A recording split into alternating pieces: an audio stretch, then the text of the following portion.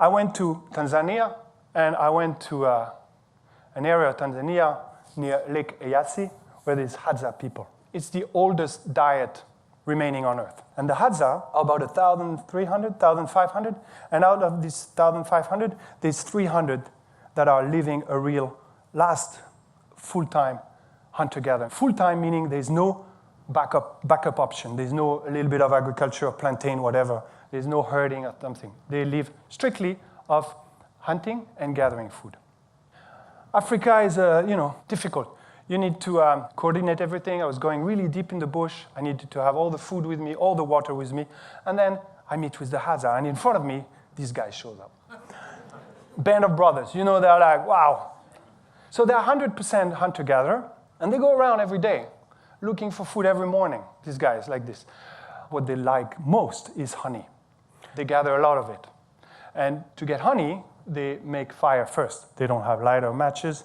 They don't have this stuff. They live really self-sufficiently in the bush, at least these guys. Some other guys, there's other areas of Hadza land where there's more touristy area, but these guys were really the real deal. They make fire, then they smoke the beehive, and then they get the honey in it. Sometimes there's a bird called the honey guy that will bring them to the honey, to the beehive. And then they eat, everybody is really excited. They don't store stuff. They get too excited. They get bitten. They get stung. I got stung too. These are killer bees. It's a bit scary. I was like, ooh. Honey is incredible. It's like the power bar, the ultimate power bar. There's so much energy in this.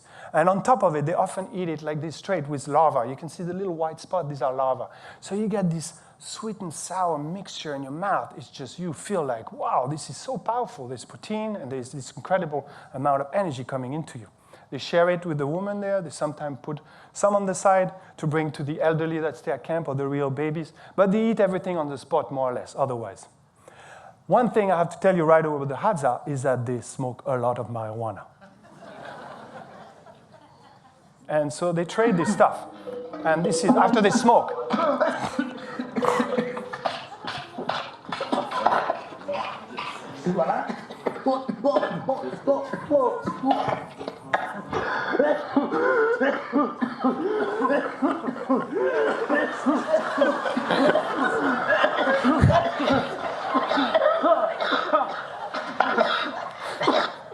This goes on for 5 minutes. I had to cut it short, but man, this goes on like this. So they do that, they're really living in the moment. It doesn't matter, it's just, whew. It's difficult for me to coordinate things. Can we do that in 10 minutes? Yeah, it's all right, man. Take it easy, yo. Had to kind of zen out. So now you know in what state they are when I'm photographing them, just so you know. That's Mokoa and his wife Wande. And in the morning, Mokoa goes hunting, and Wande goes foraging. Often the woman looks for tubers. There's this vine coming out of the trees. They locate them. They dig. They find the root. They cut out the root with a knife, and they keep the root, and then it's a bit like potato. When they move around and they pass something eatable, they would just grab food. And sometimes they're looking straight, but they see food on the corner of their eye, and they just go like this. It's quite amazing. They just keep in movement, but eating, feeding themselves. This is gondogore. It's a special berry that grows there. And then they go back to the watering hole, drink up, and go back to camp.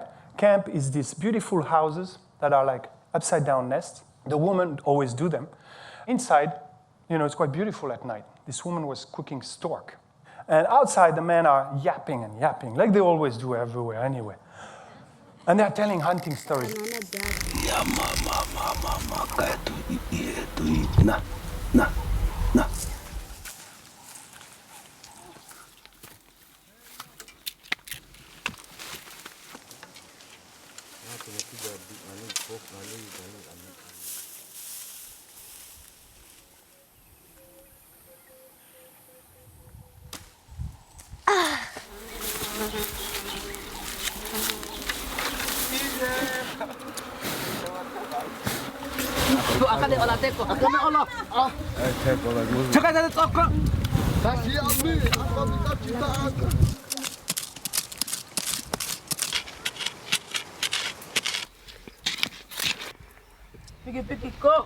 Pompo.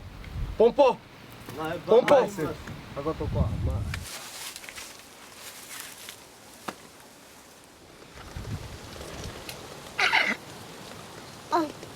Boa.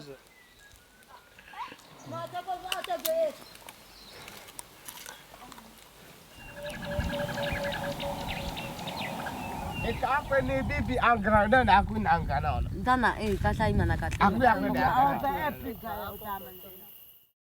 Mokoa goes in the morning hunting, and I follow him around. They take all different kind of arrows. There's the arrow for the bird. There's the poison arrow for the big animals.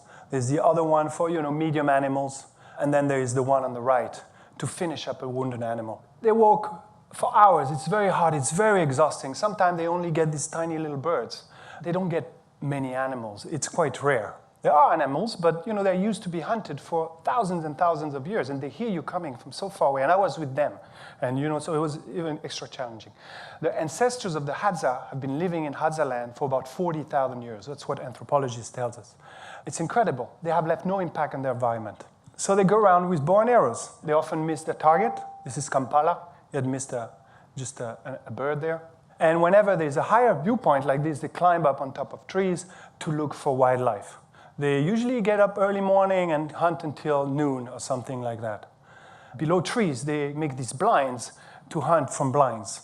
Sometimes they get stork, this migratory bird that comes from Europe. The hunting process is very meditative. You get really into the rhythm because nobody talks. They talk very quietly, and you walk and you walk. It's very beautiful. It's not like hunting with rifle because the bow don't make any noises when they're hunting. But then when they see animals, it becomes very hectic and they start running around. They eat everything they can find, except snake and elephants. Elephants, the arrow can go through their skins, and snake, they're just scared of them. This is a little baby bush that they got that day. And then they, have a smoke break. Quiet reflection. I couldn't believe it. I was like, oh, unbelievable. They're all in newspaper. There's no, they get newspaper and they're all straight in there.